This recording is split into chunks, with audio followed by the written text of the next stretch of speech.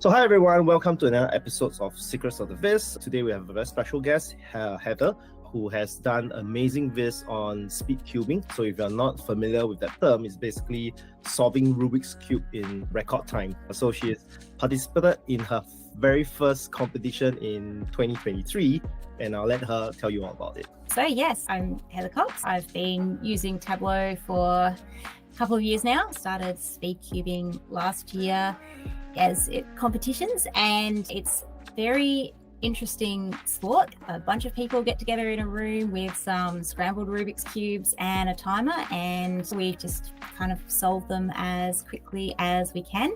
While I'm sort of not around that sort of 3-second mark where the world record sits, I'm still having a good time doing it. You mean the world record is 3 seconds to solve a cube?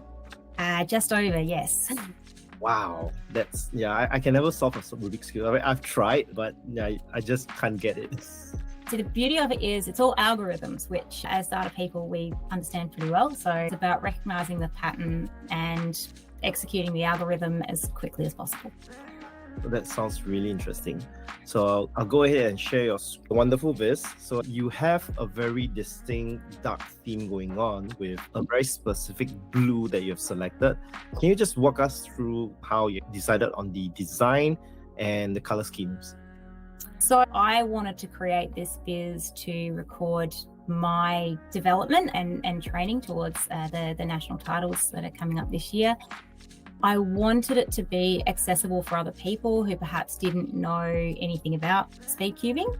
So there was an introduction part that was about what is speedcubing and why would people be interested in it. And then moving on to setting those goals and down to how am I tracking towards achieving them. The color scheme came later. It started out as a white background, and I was trying to do anything to make it colourful, because while we know that we don't want to throw a bunch of colours in there for no good reason, you want to be very economical with your colours, it seemed really offensive to me that a Rubik's Cube is so very colourful, but my viz was like white with really nothing much else going on. And I'm thinking, I need to have some colours in here because it's so colourful.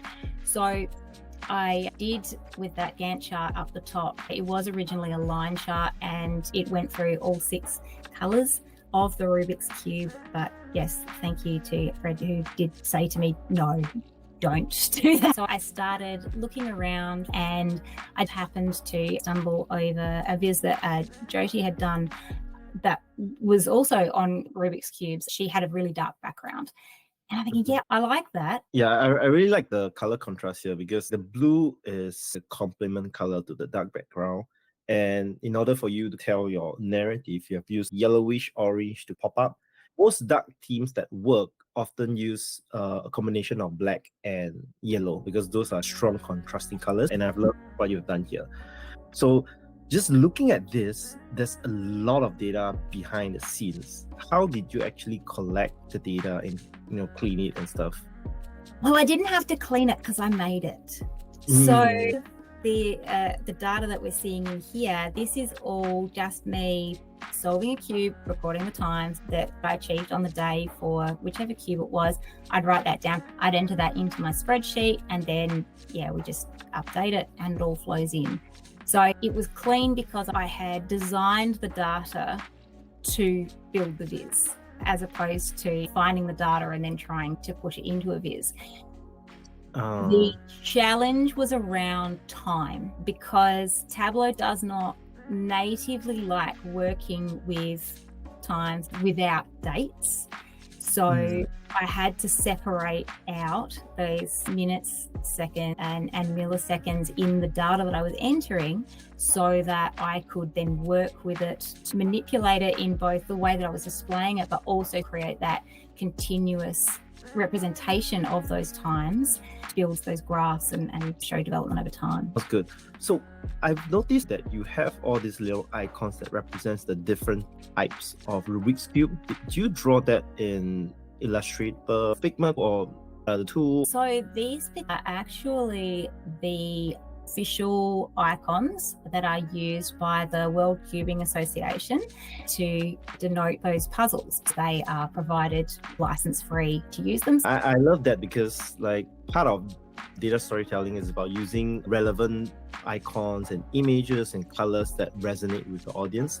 Your Viz is built for people who enjoy Speedcubing as well as like people who are new to Speedcubing, which is why you had that whole introduction here. I love the fact that you use the official icons so as to build resonance with your audience.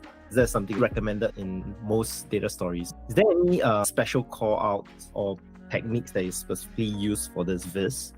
There's some of the information that I've got there on the tooltips for those. We've got those little info panels there that are explaining what is meant by those particular goals, because we have these cutoff times, official averages, and single times. There's some differences in the way that things are calculated within a competition. What we would call an average in Speedcubing is if you do 5 solves, the fastest and slowest times are taken out, and it's the average of the remaining 3.